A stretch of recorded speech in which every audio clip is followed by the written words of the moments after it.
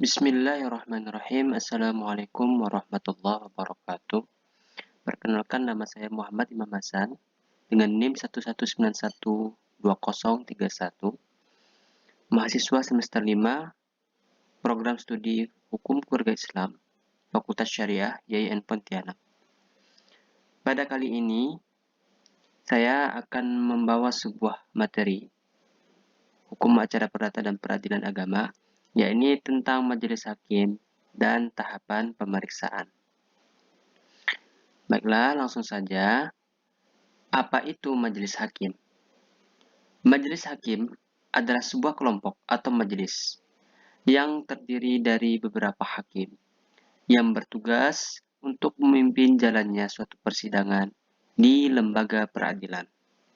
Maksudnya adalah majelis hakim ini adalah sekumpulan orang atau sekumpulan hakim yang bertugas untuk memimpin suatu perkara apabila terjadi suatu perkara yang harus diselesaikannya di daerah, di wilayah kerjanya. Itulah yang dimaksud dengan majelis hakim. Selanjutnya, tugas pokok dan fungsi majelis hakim. Jadi, majelis hakim adalah peradilan umum di bawah Mahkamah Agung sebagai pelaksana kekuasaan kehakiman yang merdeka untuk menyelenggarakan peradilan guna menegakkan hukum dan keadilan.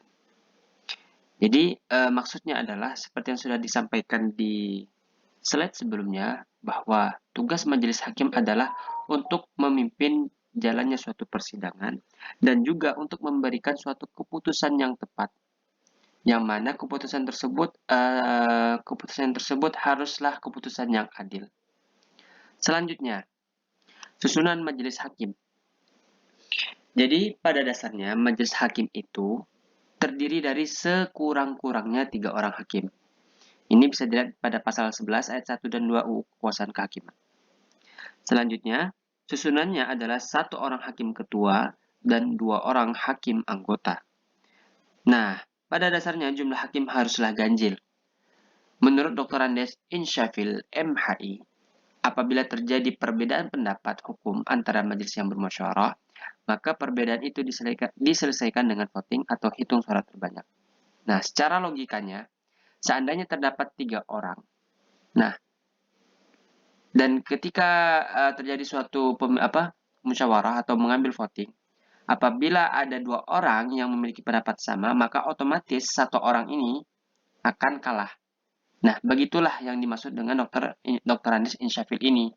Jadi kenapa hakim itu sekurang-kurangnya itu 3? Karena seperti itu. Tetapi perlu dicatat bahwa tidak ada di dalam undang-undang yang menjelaskan secara eksplisit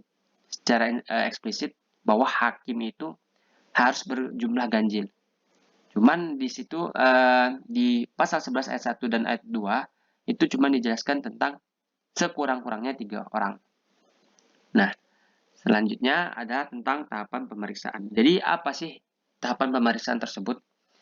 Tahapan pemeriksaan adalah tahapan atau proses dalam suatu persidangan yang dilakukan oleh majelis hakim yang bertujuan untuk memeriksa pokok perkara atau memeriksa yang berperkara, serta berkas perkara dengan tujuan untuk memberikan informasi kepada majelis hakim mengenai perkara yang ditanganinya sebelum memberikan keputusan akhir.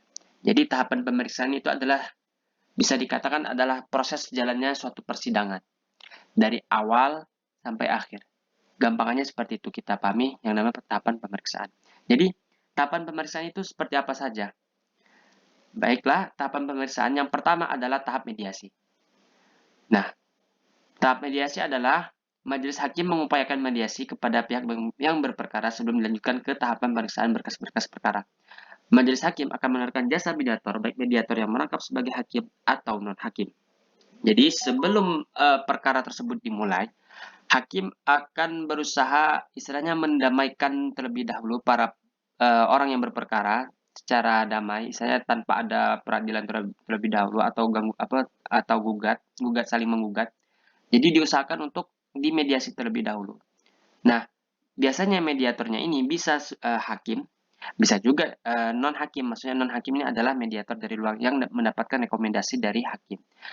Tetapi seandainya jika tahapan mediasi ini berhasil, maka otomatis tidak dilanjutkan proses persidangannya.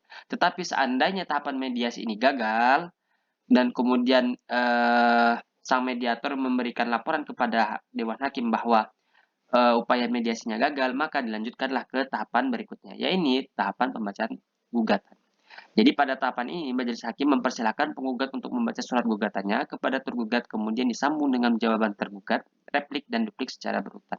Jadi pada tahapan ini, para penggugat maupun tergugat itu saling istilahnya mengeluarkan dalil-dalil mereka.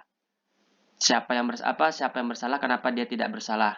Jadi yang pertama kali yang berbicara adalah penggugat. Kemudian dijawab oleh tergugat, ya, jawaban dari penggugat tersebut. Kemudian penggugat menjawab kembali jawaban dari tergugat yang kita disebut dengan replik.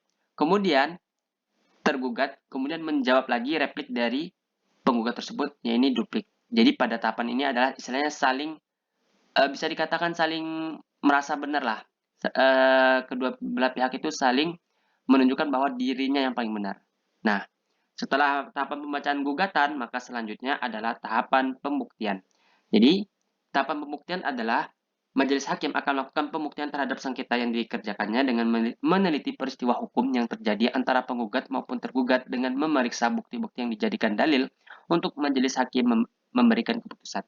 Jadi pada tahapan ini, majelis hakim akan mengumpulkan semua bukti-bukti baik dari penggugat maupun tergugat untuk menyelesaikan kasus ini.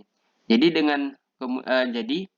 majelis hakim akan berusaha melihat bukti-bukti yang ada untuk menentukan siapa yang benar, siapa yang salah. Nah, baik itu bukti tertulis, saksi atau saksi ahli, ya seperti itu, Pak. Jadi pada tahapan pembuktian ini, pokoknya majelis hakim itu memang bekerja sangat keras untuk membuktikan siapa yang benar dan siapa yang salah. Kemudian selanjutnya adalah tahapan kesimpulan. Pada tahapan ini, baik kuasa hukum penggugat, kuasa hukum tergugat, dan majelis hakim sama-sama menyimpulkan permasalahan yang terjadi sehingga dapat memudahkan dalam memberikan keputusan. Jadi pada tahapan kesimpulan, ini bisa dikatakan adalah tahapan di mana majelis hakim memberikan kesimpulan dari hasil penelitian dia terhadap barang-barang bukti tentang bukti-bukti yang telah ditelitinya.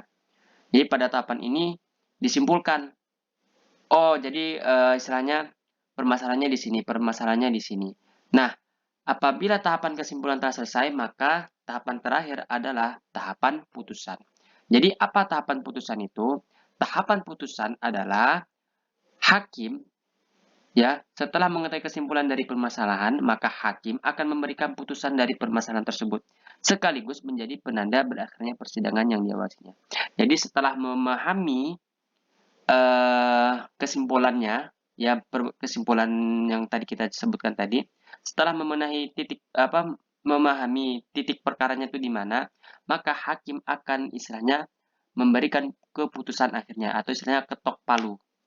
Dan jika putusan ini sudah ketok palu, maka artinya adalah diakhirilah sidang perkara tersebut, dianggap perkara tersebut selesai. Oke, sekian presentasi saya pada kali ini. Kurang lebihnya mohon maaf. Wabillahi taufiq wal hidayah. Assalamualaikum warahmatullahi wabarakatuh.